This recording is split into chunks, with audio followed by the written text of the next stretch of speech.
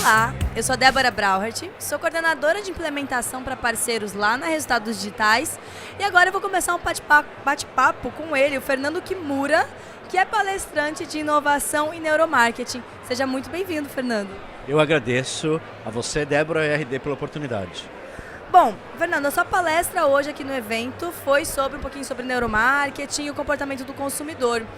É um conceito que já está sendo bastante falado, né, tem algum tempo, mas eu queria que você explicasse um pouquinho pra gente qual que é a origem desse conceito e o que exatamente aí está por trás do neuromarketing. Perfeito. Esse conceito surgiu da associação de duas áreas, que é neurociências e marketing.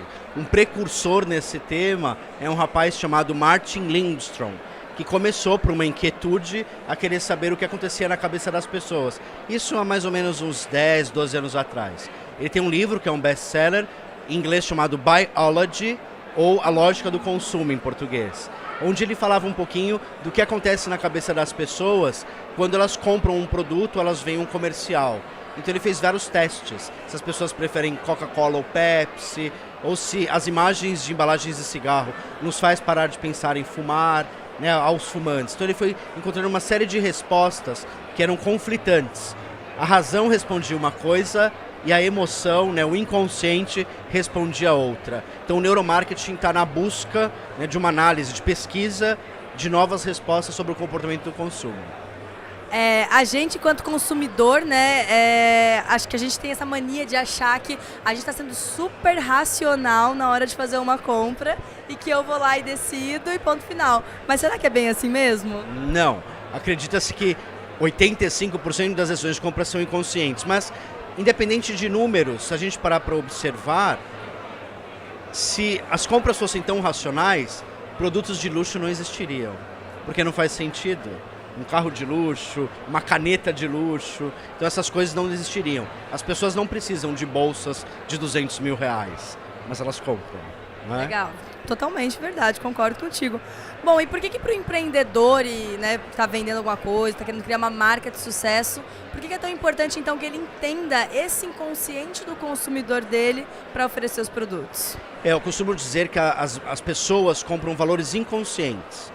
Então, no momento em que eu entendo como as cores influenciam, como talvez a forma, a narrativa que eu construo, a minha redação, né? Eu tenho uma hamburgueria, eu posso vender hambúrguer com carne, batata frita e ketchup e queijo, ou simplesmente um pão feito com uma cevada especial, alfaces crocantes. A simples maneira de simplesmente eu mudar a forma como eu escrevo, eu crio sensações no cérebro das pessoas. Eu posso ser melhor visto por conta disso. Ou embalagem. A sua loja tem uma embalagem incrível que a outra não tem. Talvez eu compre na sua loja por conta disso. Muito legal. E bom, como que você entende então o papel das redes sociais hoje nessa construção desse inconsciente com o consumidor, né? Porque hoje as pessoas elas estão o quê?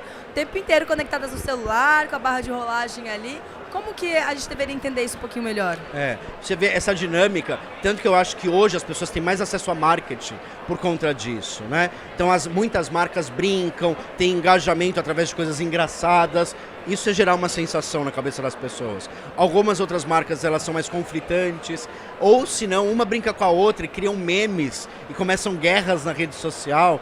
Teve uma agora da Gol e da Azul, e foi incrível. Ou teve um case aí que uma prefeitura pedia a outra em casamento. Então as marcas entenderam que, e aí isso é uma premissa do neuromarketing e do branding em si, que as marcas precisam ter conexões emocionais com o consumidor. E eu vejo que a rede social, o YouTube, são maneiras de eu criar esse engajamento emocional, né?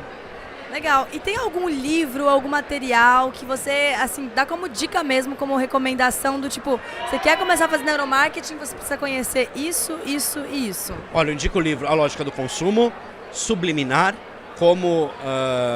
Subliminar é como as coisas pegam, Contágio, esse é um livro bem bacana, que ele fala um pouco de Contágio, como as marcas pegam, e Subliminar. São 3 livros interessantes. E tem um livro que é um best-seller, que não necessariamente fala diretamente disso, mas também ajuda, que é O Poder do Hábito.